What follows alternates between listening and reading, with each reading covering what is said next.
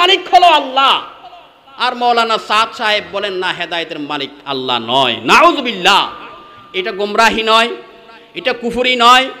এই ধরনের গোমরাহির কথা যখন উলামায়ে কেরাম বলে, এই ধরনের গোমরাহির কথাগুলো যখন উলামায়ে কেরাম স্পষ্ট করে দেয়, তখন তাদের কিছু বন্ধুরা, সাথীরা উলামায়ে কেরামের বিরুদ্ধে মাঠে ময়দানে নেমে যায়।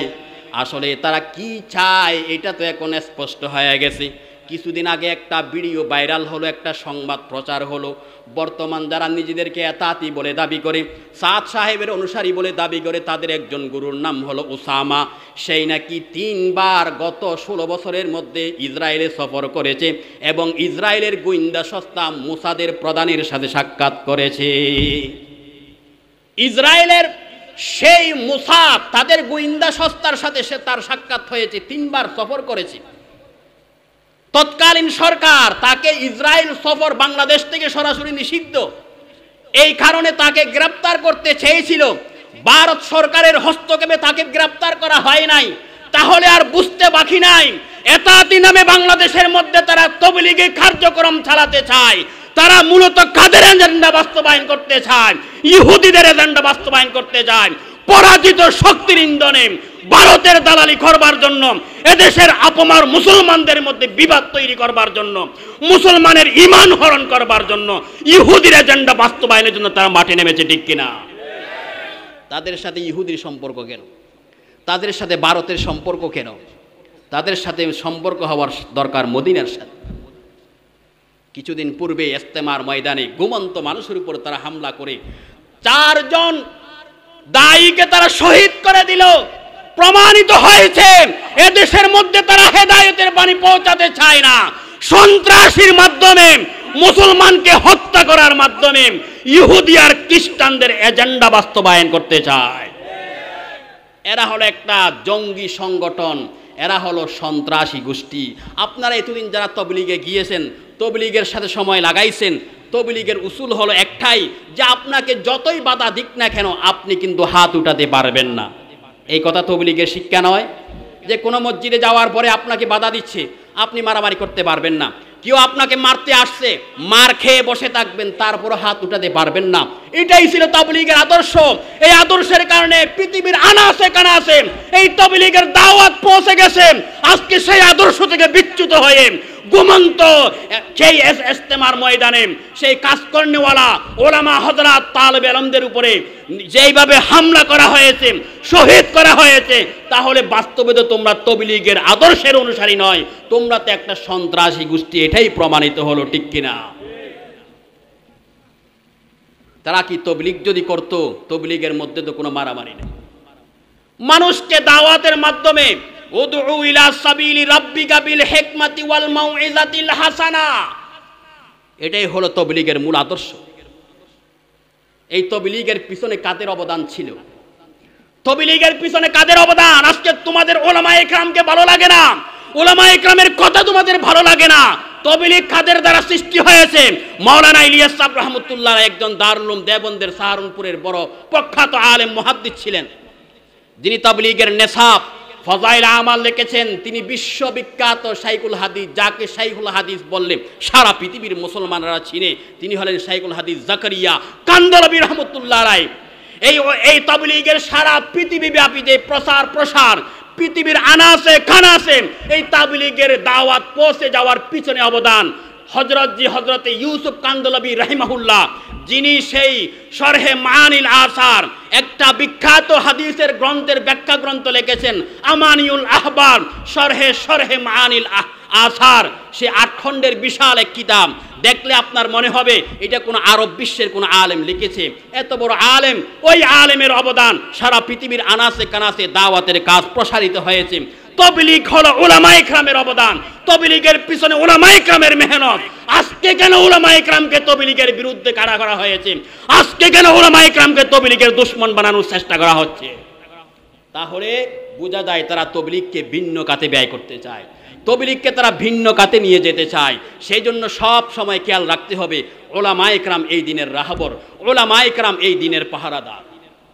খুদায়া দায়ে জিন খুদে কে করওয়ানো রাখে পুতলে खुदा याद आए जिनको देख खेवानो रखे पुतले नबूवत की ये वारिस है यही है जिल्ल रहमानी यही है जिनकी सोने को फजीलत है इबादत पर यही ये उन्हीं की इत्तिका पर नाज करती है मुसलमानी उन्हीं की शान खूज़ीबा नबूवत की विरासत है उन्हीं का काम है दीनी मरासिम का निगहबानी रहे दुनिया में और दुनिया से बिल्कुल बेताल्लुक हो पेरे दरिया में और हरगिज न कपड़ों को लगे पानी সেই ওলামায়ে কেরামের অবদান যতদিন আপনি ওলামায়ে কেরামের সাথে থাকবেন আপনার ঈমান সালামত থাকবে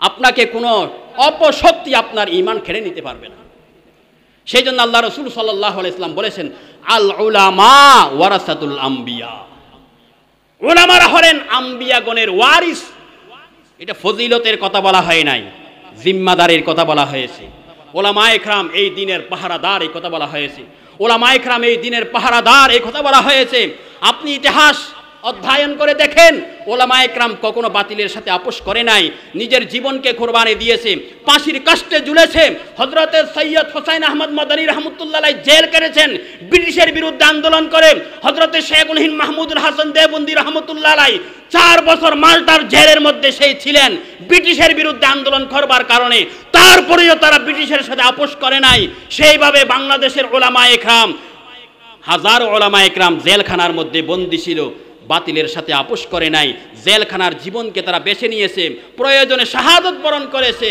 তারপরও তারা বাতিলের সাথে আপোষ করে নাই এটা আজকের ইতিহাস নয় সাহাবায়ে কেরাম থেকে নিয়ে সেই ইতিহাস ইমামে আজম আবু হানিফা রাহমাতুল্লাহি আলাইহি ওনার মৃত্যু কোথায় হয়েছে জেলখানায় কেন জেলখানায় ওনার মৃত্যু হলো ইমামে আজম আবু হানিফা রাহমাতুল্লাহি আলাইহি তৎকালীন শাসকের বিরুদ্ধে হক কথা বলবার কারণে ইমামে আজম আবু হানিফা রাহমাতুল্লাহি আলাইহিকে জেলখানায় বন্দী করা হয়েছে হযরত ইমামে মালিক রাহমাতুল্লাহি আলাইহির হাতের আঙ্গুলগুলোকে সে লোহা দিয়া পিটাইয়া তেতলা করে দেওয়া হয়েছিল হযরত ইমামে শাফিঈ রাহমাতুল্লাহি আলাইহিকে ওনার বাড়ি মদিনা থেকে বের করে দেওয়া হয়েছে মক্কা থেকে বের করে দেওয়া হয়েছে হযরতে ইমামে আহমদ ইবনে হাম্বল রাহমাতুল্লাহি আলাইহিকে জেলখানায় বন্দী করা হয়েছে প্রতিদিন 70টা করে তার পিঠের উপর বেতের আঘাত করা হতো যারা প্রত্যক্ষদর্শী তাদের বর্ণনা হলো এমন জোরে আহমদ ইবনে হাম্বল রাহমাতুল্লাহি আলাইহির পিঠের মধ্যে জল্লাদ আঘাত করত একটা বেতের আঘাত যদি একটা হাতিকেও করা হয় হাতি পর্যন্ত বেহুশ হয়ে যাবে এত নির্যাতন তারা কেন সহ্য করলেন শুধু হককে টিকিয়ে রাখার জন্য ইসলামকে টিকিয়ে রাখার জন্য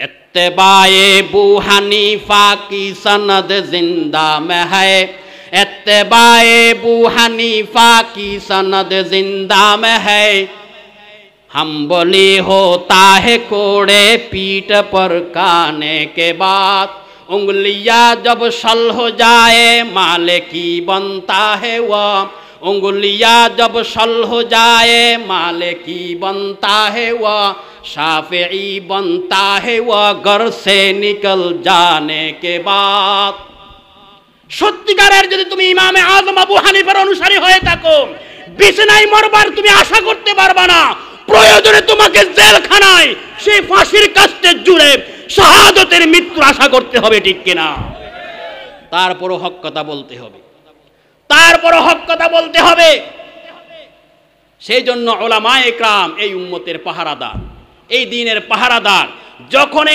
তারা যা কিছু বলবে সেটাই আমাদেরকে শুনতে হবে সেটাই আমাদেরকে মানতে হবে আজকে যারা তাবলীগের মধ্যে বিরোধ তৈরি করে উলামায়ে কেরামকে আপনাদের দুশমন ভাবতেছেন তাদেরকে আমি বলবো ভাই উলামায়ে কেরাম আপনাদের দুশমন নয় আপনারা সেই বাতিলের কাছে বিক্রি হয়ে গেছেন সেই জন্য উলামায়ে কেরাম চায় আপনাদেরকে হাতে পায়ে ধরে বুঝাইয়া সেই হেদায়েতের প্রতি ফিরিয়ে আনার জন্য আপনি উলামায়ে কেরামকে কখনো দুশমন ভাবতে যাবেন না উলামায়ে কেরামের বিরুদ্ধে চলে যাবেন তাহলে আপনার ঈমান আপনার হেদায়েত কখনো সালামত থাকবে না আজকে আমরা বাংলাদেশের মধ্যে মুসলমান সংখ্যাগরিষ্ঠ মুসলমান বলে দাবি করি কয়জন মুসলমান বাস্তবে খুঁজে পাবে?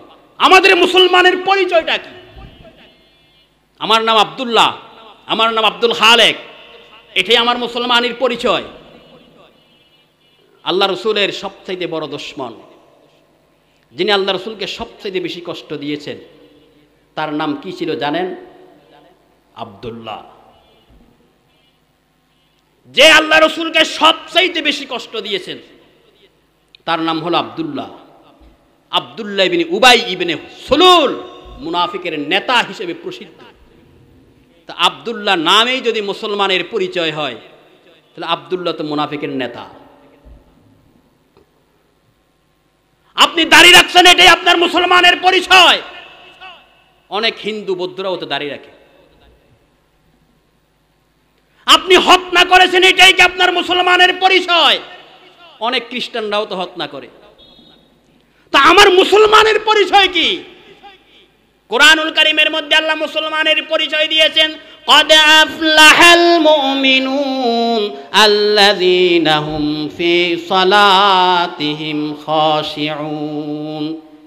যারা সত্যিকারের ঈমানদার, যারা ঈমানের দৌলতে ভূষিত হয়েছে, যারা বাস্তবে ঈমানদার, তারাই কেবলমাত্র সফল। তারাই কেবলমাত্র সফল, দুনিয়াতেও তারা সফল, আখিরাতেও তারা সফল। এখন প্রশ্ন হলো, ঈমানদার কারা? আল্লাহ পাক পরওয়ারদিগারে আলম সেই ঈমানদারের পরিচয় তুলে ধরেছেন। এক নাম্বার তার পরিচয় হলো আল্লাযীনা হুম ফি সালাতিহিম খাশিউন। যারা দৈনিক বিনয়িতার সাথে নামাজ আদায় করে, তারা হলো মুসলমান। এখন সমাজের মধ্যে মুসলমানের অভাব নাই। যদি আদমশুমারি হয়, আদমশুমারির মধ্যে রিপোর্ট আসবে বাংলাদেশের মধ্যে 92% মুসলমান। কিন্তু আপনি যখন মসজিদের মধ্যে ফজরের সময় যাইয়া দেখবেন, যেই এলাকার মধ্যে 500 মুসলমান বসবাস করে, মসজিদের মধ্যে মাত্র মুসল্লি হলো 2 জন বা 1 জন। কোন মসজিদের মধ্যে এমনও হয় যে ইমাম সাহেব কোনো মুসল্লিও খুঁজে পায় না, বেচারা একাই নামাজ পড়াইতে হয়। আজকে আমি মুসলমানের পরিচয় ধারণ করলাম, বাস্তব ঈমানদার এখনো পর্যন্ত হইতে পারলাম না। হাদিসে পাকের মধ্যে আল্লাহ রাসূল সাল্লাল্লাহু আলাইহি ওয়াসাল্লাম ইরশাদ করেন, সায়াতি আলান নাসি জামানুন লা ইয়াবকা মিনাল ইসলামি ইল্লা ইসমুহু ওয়া লা ইয়াবকা মিনাল কুরআনি ইল্লা রাসমুহু মাসাজিদুহুম আমিরাতুন ওয়া হিয়া খারাবুন আনিল হুদা। আমার উম্মতের উপর এমন একটা সময় আসবে, মুসলমানের নামটা মাত্র বাকি থাকবে, বাস্তব মুসলমানিত্ব তাদের ভিতরে বাকি থাকবে না, মুসলমানিত্ব তাদের ভিতরে থাকবে না। আব্দুল্লাহ আব্দুল খালেকের পুত্র, নামে মুসলমান, সমাজের মধ্যে মুসলমান হিসেবে গণনা করা হয়, আদমশুমারির মধ্যে মুসলমান হিসেবে গণনা করা হয়, বাস্তবে সেই ঈমানদার নয়, বাস্তবে সেই মুসলমান নয়। ইয়েতু সৈয়দ বিহু মির্জা বিহু আফ গান বিহু, ইয়েতু সৈয়দ বিহু মির্জা বিহু আফগান বিহু, তুম সবই কুছ হো বাতাও তুম মুসলমান বিহু। সত্যিকারের মুসলমান হতে পারলাম কিনা? নামে মুসলমান। আব্দুল খালেকের সন্তান আব্দুল্লাহ মুসলমান। নামাজের সাথে আমার কোনো সম্পর্ক নাই, মসজিদের সাথে আমার কোনো সম্পর্ক নাই। আল্লাহ রসুল সাল্লাল্লাহু আলাইহি ওয়াসাল্লাম বলেন, মুনাফিক চিনবা কেমনে? মুনাফিক চিনবা কেমনে? মুনাফিক মানে মুসলমান নয়, সে সমাজের মধ্যে মুসলমানের লেবাস ধারণ করে কিন্তু বাস্তবে সে ঈমানদার না। আল্লাহ রসুল বলেন, মুনাফিক চিনার একমাত্র আলামত হলো সেই মুনাফিক কখনো এশারের নামাজ আর ফজরের নামাজের মধ্যে মসজিদে আসবে না। তার কাছে এশারের নামাজ বড় কষ্ট লাগে, ফজরের নামাজ তার বড় কষ্ট লাগে। আল্লাহ রসুলের জমানায় মুনাফিক চিনার আলামত ছিল এশারের নামাজে, ফজরের নামাজে মসজিদে হাজির না হওয়া। এখন আপনি আমি চিন্তা করি, একটু করার সময় মসজিদে যেতে পারলাম, আমার নাম কি কোনো মুনাফিকের হাতায় উঠে গেল? কোনোদিন চিন্তা করি নাই। অথচ হযরত ওমর রাদিয়াল্লাহু তাআলা আনহু, যাকে দ্বিতীয় খলিফা বলা হয়েছে, যার ব্যাপারে আল্লাহ রসুল বলেছেন, লাউ কানা নবিয়্যুন বাদি লাকানা ওমর, আমার পরে যদি আল্লাহ কাউকে নবী বানাতেন ওমরকেই নবী বানাতেন। যার ব্যাপারে আল্লাহ রসুল আরো বলেছেন, লাউ সালাকা ওমর ফি তরিকিন লা সালাকা শাইতানু ফি তরিকিন আখার, যদি ওমর কোন রাস্তা দিয়ে হাঁটে, শয়তান অন্য রাস্তা দিয়ে পলায়। যারা শয়তানে দেখলে পর্যন্ত ভয় করে। এই ওমর হযরতে হুযাইফার কাছে গিয়া বলতেছে, হুযাইফা বলো তো দেখি, আল্লাহ রসুল তো তোমার সমস্ত মুনাফিকের লিস্টি দিয়ে গেছে। আল্লাহ রসুলের জমানায় যতগুলো মুনাফিক ছিল সমস্ত মুনাফিকের নাম, বাপের নাম সহ লিস্টি দিয়ে গেছেন হযরত হুযাইফার কাছে। সেজন্য হুযাইফাকে বলা হয় সিররু রাসূলিল্লাহ সাল্লাল্লাহু আলাইহি ওয়াসাল্লাম, আল্লাহ রসুলের গোপন রহস্য সম্পর্কে অবগত ছিলেন তিনি। সেই হুযাইফার কাছে গিয়ে ওমর বলে, ওমর হুযাইফা বলো দেখি আমার নামটা তোমার সেই লিস্টির মধ্যে আছে কিনা। হযরতে হুযাইফা বলেন, হে উমর আমিরুল মুমিনিন, এমন প্রশ্ন আপনি আমার আর কখনো করবেন না। এটা হলো আল্লাহর রসুলের একটা আমানত। আল্লাহ রসুল আমারে গোপনভাবে বলেছেন, এই আমানত আমি কারো কাছে প্রকাশ করতে পারবো না। আপনি দয়া করে এমন প্রশ্ন আমারে আর করবেন না। সেই জন্য সাহাবায়ে কেরাম দেখতেন হযরতে হুযাইফা যদি কোনো সাহাবীর মৃত্যুর মধ্যে জানাজায় উপস্থিত হতো তাহলে মানুষ মনে করতেন বাস্তবে সেই ঈমানদার। আর হুযাইফা যদি কারো জানাজার মধ্যে উপস্থিত না হতো তখন মনে করা হতো তার নাম মুনাফিকের লিস্টিতে আছে। হযরতে ওমরের মতো মানুষ পর্যন্ত আশঙ্কা করে আমার নাম কোনো মুনাফিকের হাতে আছে কিনা। আর আমি একেবারে নির্ভয়ে দিন কাটাইতেছি। ফজরের নামাজে আমার অংশগ্রহণ নাই, এশারের নামাজে আমার অংশগ্রহণ নাই। লা ইয়াবকা মিনাল ইসলাম ইল্লা ইসমুহু, শুধু নাম থাকবে, মুসলমানের নাম থাকবে, মুসলমানিত্ব থাকবে না। ওয়ালা ইয়াবকা মিনাল কুরআন ইল্লা রাসমুহু, কোরআনের অক্ষরগুলা বিদ্যমান থাকবে, কোরআনের কপি পাওয়া যাবে, কিন্তু কোরআন পড়নেওয়ালা, কোরআন বুঝনেওয়ালা পাওয়া যাবে না।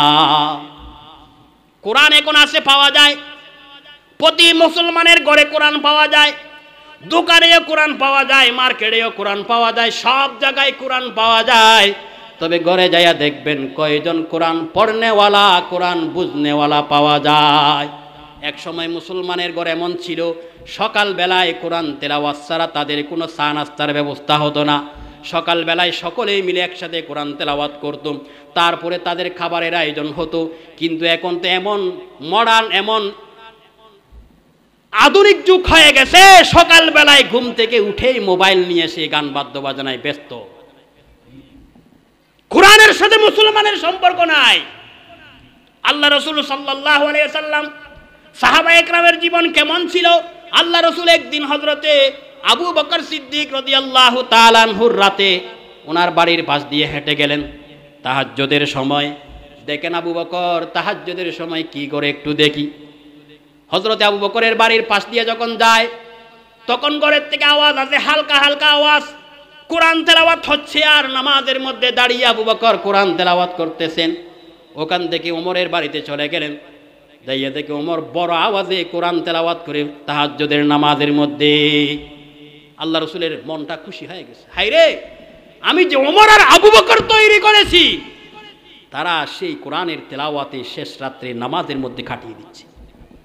সকালবেলায় ফজরের নামাজের পর আবু বকরকে ডাকলেন, আবু বকর আজকে আমি শেষ রাত্রে তোমার বাড়ির সামনে দিয়ে গিয়েছিলাম, তোমার কোরআনের আওয়াজ আমি শুনেছি, তুমি নামাজের মধ্যে কোরআন তেলাওয়াত করতেছিলাম, আমার মনটা বড় খুশি হয়ে গেছে, তোমার জন্য দোয়া করেছি। ওমরকে ডেকে বলে, ওমর তোমার বাড়ির সামনে দিয়ে আমি গিয়েছিলাম, তোমার বাড়ির থেকেও আমি কোরআনের আওয়াজ পেয়েছি, আমার মনটা বড় খুশি হয়ে গেছে, দোয়া করেছি। কিন্তু আবু বকর, ওমর তোমাদের কোরআন তেলাওয়াতের কোয়ালিটি একটা আরেকটার সাথে ভিন্ন ছিল। আবু বকর তোমারে দেখলাম তুমি আস্তে আওয়াজে কোরআন তেলাওয়াত করতেছিলা, তোমার আওয়াজটা একেবারে নিচু ছিল। ওমরকে জিজ্ঞাসা করলেন, ওমর তোমার কোরআনের আওয়াজটা একটু বড় ছিল, বড় আওয়াজে তুমি কোরআন তেলাওয়াত করতেছিলা। আবু বকর তুমি বলো কেন আস্তে আওয়াজে তুমি কোরআন তেলাওয়াত করো?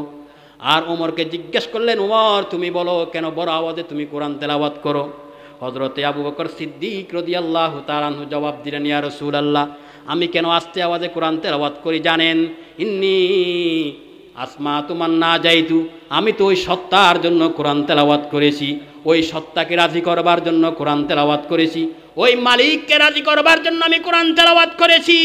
যার সামনে বড় আওয়াজে বললে যেমন শুনে, আস্তে আওয়াজে বললেও তেমন শুনে, দুনিয়ার কোনো মানুষকে শোনাবার জন্য, জানাবার জন্য আমি কোরআন তেলাওয়াত করি নাই, আমি কেবলমাত্র আল্লাহকে রাজি করবার জন্য কোরআন তেলাওয়াত করেছি, সেজন্য আমি আস্তে আওয়াজে কোরআন তেলাওয়াত করেছি। সুবহানাল্লাহ। ওমরকে জিজ্ঞাসা করলেন, ওমর তুমি বড় আওয়াজে পড়লা কেন?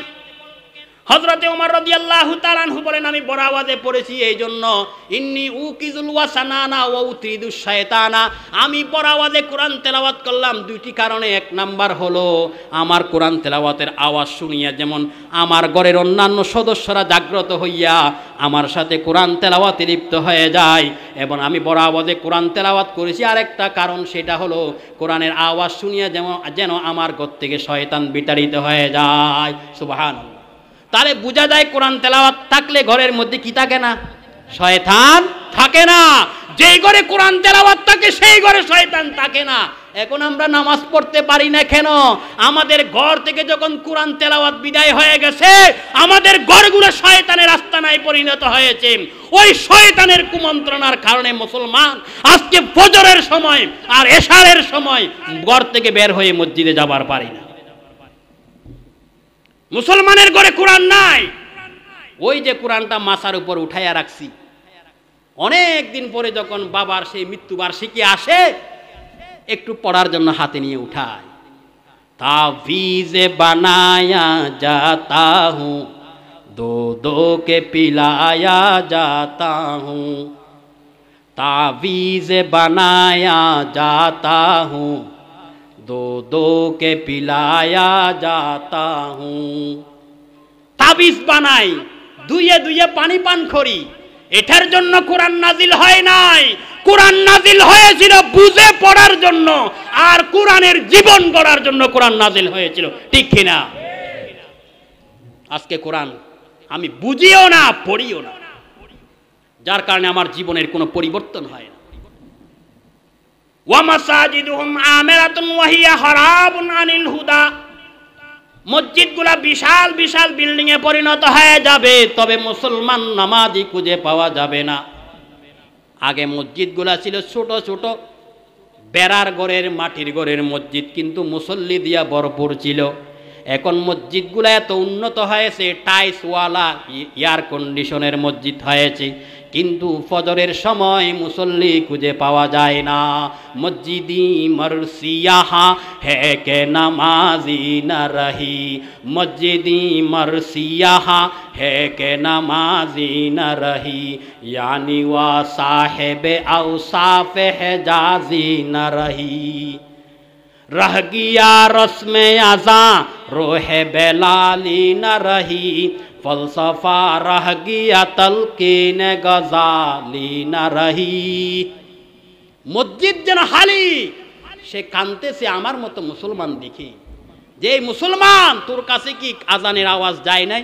তুই কেন মসজিদে আসতে পারলি না?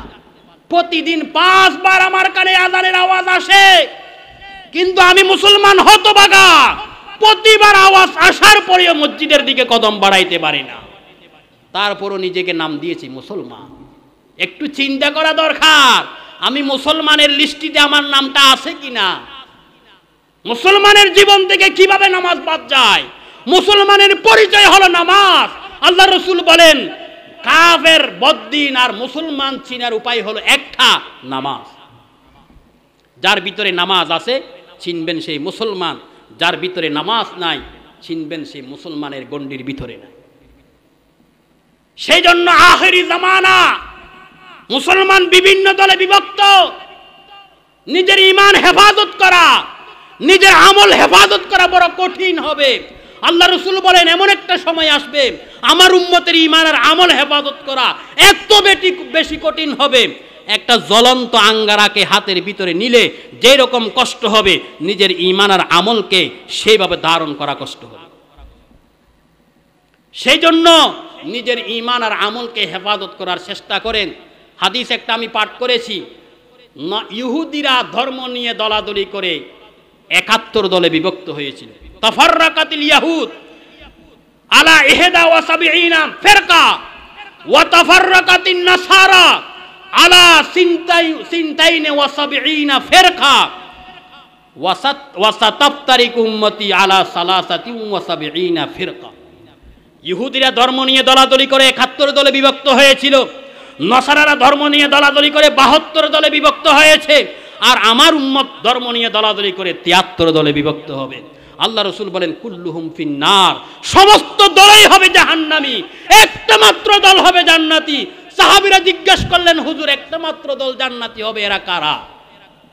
আল্লাহ রাসূল বলেন, মা আনা আলাইহি ওয়া আসহাবি, যারা আমার সুন্নতের উপর অটল থাকবে, আমার সাহাবীদের আদর্শের উপর অটল থাকবে, তারাই কেবলমাত্র আহলুস সুন্নতি ওয়াল জামাআ, তারাই কেবলমাত্র জান্নাতি। ঠিক কিনা? আহলুস সুন্নতি ওয়াল জামাআ, আহলুস সুন্নাহ মানে মা আনা আলাইহি, ওয়াল জামাআ মানে ওয়া আসহাবি, আমার নবীর সুন্নতকে যারা ধারণ করে, আমার নবীর সাহাবীদের আদর্শকে যারা ধারণ করে, তারাই কেবলমাত্র আহলুস সুন্নতি ওয়াল জামাআ। কিন্তু আমাদের সমাজের মধ্যে আহলুস সুন্নতি নাম ব্যবহার করে কিছু মানুষ পেট পালে, আছে না নাই? আমাদের দেশে কিছু মুসলমান আছে আহলুস সুন্নতি ওয়াল জামাতের নাম ধারণ করে বিক্রি করে পেট পালবার চেষ্টা করে, মাজারে গিয়ে সিজদা মারে, নাম দেয় আহলুস সুন্নতি ওয়াল জামাত। তাদের নবীর ইশক আর প্রেম উঠে যায় 12 রবিউল আউয়াল আসলে, আর সারা জীবন তাদের ভিতরে নবীর ইশক পাওয়া যায় না। সুন্নতকে যারা ধারণ করবে, সাহাবায়ে কেরামের আদর্শকে যারা ধারণ করবে, তারাই কেবলমাত্র আহলুস সুন্নতি ওয়াল জামাআ। যাদের 24 ঘন্টা নবীর ইশক তাদের ভিতরে থাকবে, সাহাবায়ে কেরামের আদর্শ তাদের ভিতরে থাকবে, তারাই হতে পারে আহলুস সুন্নতি ওয়াল জামাআ। যারা মাজার বিক্রি করে চলে, যারা মাজারে গিয়ে সিজদা করে, যারা পেট পালবার জন্য দরুদকে ব্যবহার করে, তারা কখনো আহলুস সুন্নতি ওয়াল জামাআ হতে পারে না। আহলুস সুন্নতি ওয়াল জামাতের আকীদার কিতাব আছে, শরহুল আকায়েদ আন-নাসফিয়া, আকীদাতুত তাহাবি, মুসামেরা, এই সব কিতাবগুলো হলো আহলুস সুন্নতি ওয়াল জামাতের আকীদার উপর লিখিত কিতাব। আর সবগুলো কিতাব পড়ানো হয় আমাদের কওমি মাদ্রাসার মধ্যে, একেবারে শুরু থেকে শেষ পর্যন্ত পড়ানো হয়। যতগুলো সেখানে আকীদা লিপিবদ্ধ আছে, সবগুলো আকীদাকে আমরা ধারণ করি। আর যারা নিজেদেরকে আহলুস সুন্নাত ওয়াল জামাত দাবি করে, আমি তাদেরকে চ্যালেঞ্জ দিয়ে বলতে পারি, এই সকল কিতাব তারা তো পড়বে দূরের কথা, জীবনে চোখেও দেখে না। তারা কিভাবে আহলুস সুন্নাত ওয়াল জামা হলো? এখন আহলুস সুন্নাত ওয়াল জামার পরিচয় কি? মিলাদ পড়লে আহলুস সুন্নাহ, মাজার গেলে আহলুস সুন্নাহ, মাজারে গরু দিলে আহলুস সুন্নাহ, মাজারে সিজদা করলে আহলুস সুন্নাহ, এগুলোর বিরুদ্ধে বললে তারা ওয়াহাবি হয়ে যায়। মাজারে সিজদা দেওয়া, মাজারে যাওয়া আহলুস সুন্নতের কোন কিতাবে লেখা আছে? মিলাদ পড়লে আহলুস সুন্নাহ হবে, মিলাদ না পড়লে আহলুস সুন্নাহ হবে না, কোন কিতাবে লেখা আছে? বলে আপনাদের অন্তরে রাসূলের মহব্বত নাই। তা আপনারা মিলাদের বিরোধিতা করেন কেন? আমরা মিলাদের বিরোধিতা করি রাসূলের মহব্বতের কারণে। আমরা মিলাদের বিরোধিতা করি রাসূলের মহব্বত থাকার কারণে। তোমরা তো মিলাদের নামে রাসূলের অপমান করো, রাসূলকে অপমান করো।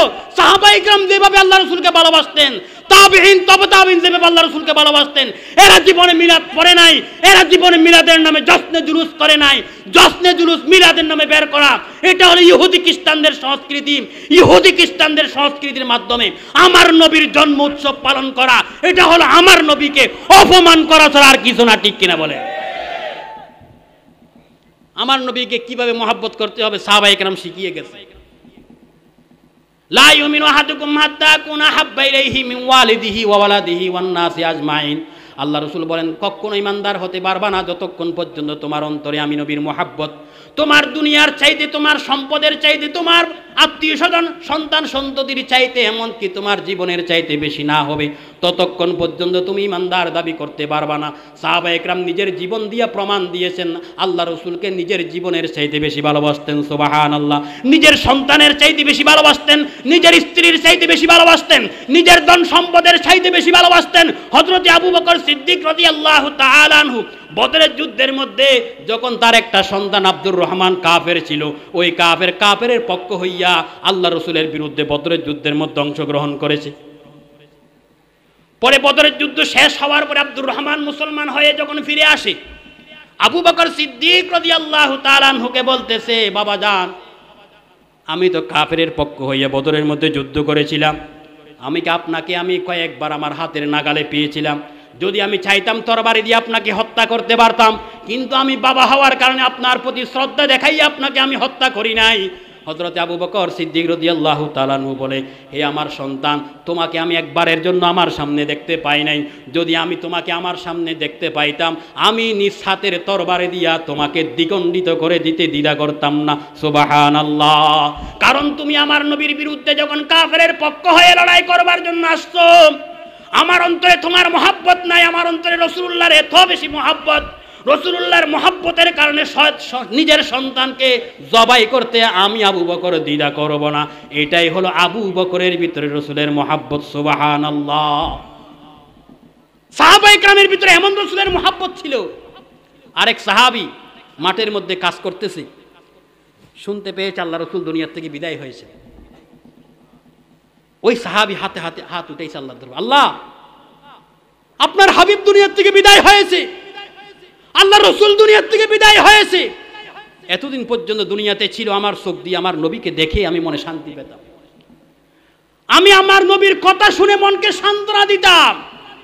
সেই নবী যখন দুনিয়ার থেকে বিদায় হয়েছে, আর জীবনে চোখ দিয়ে নবীকে দেখতে পাবো না, এই কান দিয়ে আর নবীর কথা শুনবো না, আমি আর এই কান আর চোখকে দেখতে চাই না, আপনি দয়া করে নষ্ট করে দেন। সুবহানাল্লাহ। কেমন নবীর আর মহব্বত থাকলে এমন দোয়া করতে পারে, সাথে সাথে তার চোখ অন্ধ হয়ে গেছে, তার কান বড়া হয়ে গেছে। মানুষের সবচাইতে দামি অঙ্গ চক্ষু, এমন চক্ষুকে অন্ধ করবার জন্য দোয়া করতে পারে, এটা কোন ধরনের মহব্বত থাকলে দোয়া করতে পারে? এরাই ছিল সাহাবায়ে কেরাম, যাদের কলিজার ভিতরে আল্লাহ রাসূলের মহব্বত এত বেশি ছিল, নিজের অঙ্গ প্রত্যঙ্গ নয়, নিজের জীবন দিতেও তারা দ্বিধা করতো না। ঠিক কিনা? এমন নবীর মহব্বত ধারণ করি আমরা। সত্যিকারের আশিক রাসূল যদি হতে হয়, সাহাবায়ে কেরাম যেমন ছিল তেমনই সত্যিকারের আশিক রাসূল হতে হবে। সাহাবায়ে কেরাম কোনোদিন মিলাদ করে নাই, কোনোদিন তারা মিলাদের নামে ভণ্ডামি করে নাই, কোনোদিন তারা মিলাদের নামে জশ্নে জুলুস করে নাই। আমরা নবীর মহব্বতে তার বিরোধিতা করি, আমরা নবীর মহব্বতে তার বিরোধিতা করি। রাসূলের সত্যিকারের আশিক সাহাবায়ে কেরাম যেমন ছিল, আমরাও বলি আমরা সেই ধরনের আশিক রাসূল। এগুলা করলেই আহলুস সুন্নাহ, না করলে আহলুস সুন্নাহ নয়। কোথায় পেয়েছো তোমরা? মাজারে যখন সিজদার বিরুদ্ধে কথা বলে হয়, তখন বলে যে আপনারা ওলি মানেন না। কে বলেছে ওলি মানি না? আল্লামা মুহিবুল্লাহ বাবুনগরী দামাত বরকাতুহুল আলিয়া, উনি বর্তমান যুগের শ্রেষ্ঠ আল্লাহর ওলি। ওনার কথা আপনারা শুনছেন না? আল্লামা আহমদ শফী রহমতুল্লাহ আলাইহি আল্লাহর ওলি ছিলেন, আল্লামা জুনাইদ বাবুনগরী রহমতুল্লাহ আলাইহি আল্লাহর ওলি ছিলেন, আল্লামা মুফতি আব্দুর রহমান রহমতুল্লাহ আলাইহি আল্লাহর ওলি ছিলেন। তাদের কবর আমরা জিয়ারত করি, যাইয়া দেখেন হাটাজারির পাশে কবর জিয়ারত হয়, বাবুনগরের পাশে কবর জিয়ারত হয়, নানুপুরের পাশে কবর জিয়ারত হয়। আমরা কবর জিয়ারতের বিরোধী নয়, তবে কবর জিয়ারতের নামে ভণ্ডামির বিরোধী। ওইখানে সিজদা করবার জন্য নয়। আপনি জিয়ারত করবেন, আপনার কবরের কথা মনে হবে, আপনি জিয়ারত করবেন, তাদের ফুয়ুজ বরকত হাসিল করতে পারবেন। কবর জিয়ারত করবা, আল্লাহ রাসূল নির্দেশ দিয়েছেন ফাজুরুহা, তোমরা কবর জিয়ারত করো।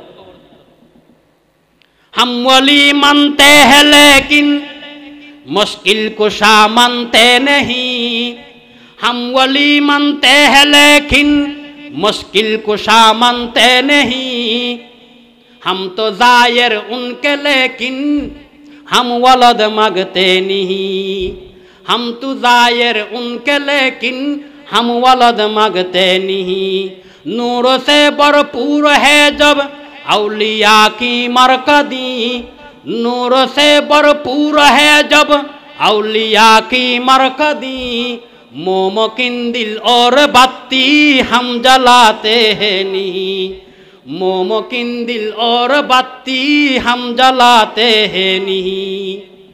আমরা আল্লাহর ওলিদের বিরোধী নয়।